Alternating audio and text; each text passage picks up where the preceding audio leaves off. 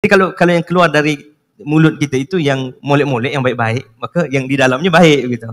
Kalau keluar itu kasar ataupun rancu, galau, ya, kacau, gitu, dalamnya pun kacau juga gitu. Jadi itu perkara kedua saya nak sebutkan bahawa sebenarnya berbahasa dengan baik, menampilkan bahasa yang baik, berbangga dengan bahasa kebangsaan dan bahasa yang indah.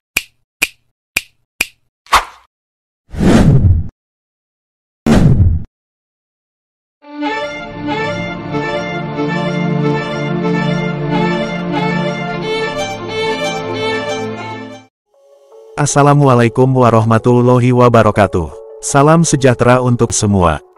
Sejak pertama kali terbentuknya negara Malaysia, hingga sampai saat ini, negara Malaysia masih saja mempermasalahkan bahasa kebangsaannya.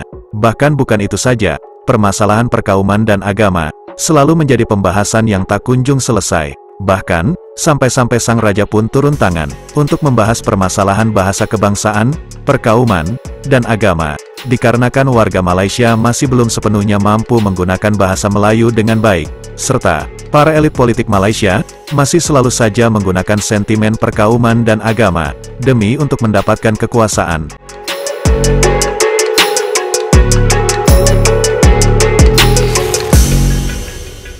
Kita bertemu kembali. Setelah 60 tahun Malaysia dibentuk, hubungan perpaduan antara kaum masih belum sempurna. Yang di-Pertuan Agong Sultan Ibrahim bertitah, ini dapat dilihat kerana generasi hari ini masih gagal menguasai bahasa kebangsaan dan memahami budaya hidup kaum lain. Saya menyeru pada kerajaan untuk merangka satu dasar ke arah perpaduan rakyat yang lebih kukuh dan harmoni. Pepatah Melayu ada menyebut, meluntur buluh biarlah dari rebungnya. Yang bermaksud, jika kita hendak melahirkan generasi masa depan yang bersatu padu dan saling memahami, kita mesti membentuk mereka sejak dari kecil. Sultan Ibrahim turut menyeru kepada semua lapisan masyarakat supaya menjaga keharmonian negara dan tidak memainkan isu sensitif yang tidak libatkan raja, kaum dan agama. Perlembagaan telah mengiktiraf Islam sebagai agama rasmi Malaysia dan akan terus kekal dipelihara. Namun begitu, agama-agama lain boleh diamalkan dengan aman, tetapi tidak boleh disebarkan kepada orang Islam. Oleh itu, janganlah ada mana-mana pihak yang cuba menggugat atau mempolitikkan asas perlembagaan ini. Namun, ada yang menarik dari pakar bahasa Malaysia, ketika sedang membahas sebuah bahasa kebangsaan Malaysia, yaitu bahasa Melayu. Pakar bahasa ini selalu menggunakan istilah-istilah bahasa yang ada pada bahasa Indonesia. Bahkan, bahasa istilah-istilah pergaulan yang ada di Indonesia, ia pergunakan menjadi sebuah pembahasannya di forum tersebut. Saatnya tangan kita mengacung ke langit, nak menggapai sesuatu yang besar yang kita fikirkan. Tapi jangan lupa kaki harus terus terpasak ke bumi. Terus berpegang kepada jati diri, kepada elemen aspek bahasa, kebudayaan, pemikiran, ketamadunan dan lain-lain. Ini suatu peringatan penting oleh seorang pimpinan negara yang saya fikir harus kita sama-sama dukung dalam bentuk pengoperasian dan juga tindakan. Dan itu premis awal bahawa betapa pentingnya kita untuk tidak mengetepikan persoalan kebudayaan, bahasa, pemikiran, kesusastraan dan lain-lain. Perkara kedua, bila kita berbicara tentang bahasa, ada terkait dengan apa yang difikirkan. Kan itu dalam falsafah kita belajar bahawa manusia adalah hayawanun natiq, the rational animal ataupun the talking animal gitu. Jadi manusia itu boleh berbicara, boleh bercakap, boleh berbahasa karena dia boleh berfikir. Jadi bahasa adalah cerminan daripada apa yang difikirkan, apa yang direnungkan begitu. Kerana itu apa yang keluar dari lisan kita dan juga dalam bentuk tingkah laku barangkali itu juga adalah perlambangan, simbol dan juga citra pemikiran dan juga jiwa nurani kita.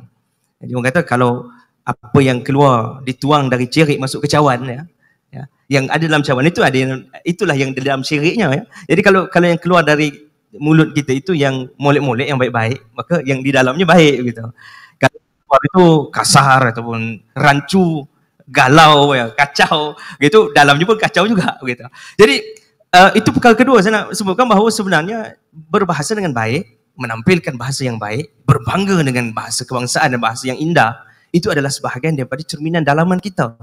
Dalaman kita yang indah, dalaman kita yang baik, pemikiran ini gitu. Itu premis kedua saya. Yang ketiga, bagaimana orang muda menyambut gagasan dan juga gesaan untuk kita sayang bahasa kita, sayang kepada jati diri kita, sayang kepada nilai-nilai yang terwujud, tercermin, terbit daripada bahasa dan kebudayaan ini.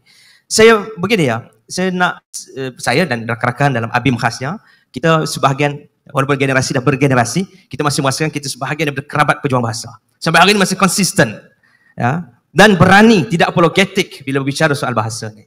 Kerana itu dalam konteks orang muda, sebenarnya saya nak sebutkan di sini, ini cerita benar, kisah benar. Sebenarnya orang muda juga dengan peratusan yang tinggi tertarik dan juga meraihkan keindahan bahasa. Saya bagi contoh. Ini ada di DBP contohnya. Ya. Facebook DBP. Antara yang mendapat sambutan orang muda, khasnya bab pantun. Gitu. Betul, saya tak tipu ya. Kita ada grup WhatsApp kan?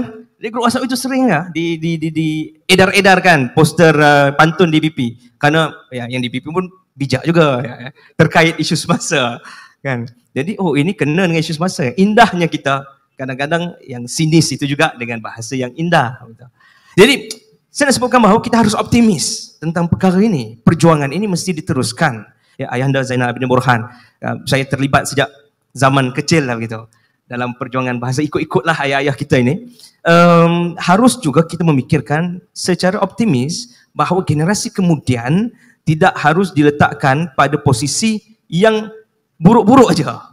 Generasi muda tak sayang bahasa. Generasi muda bercakap rojak. Generasi muda apa lagi ya? Cuba kita melihat dan merubah kaedah berfikir kita.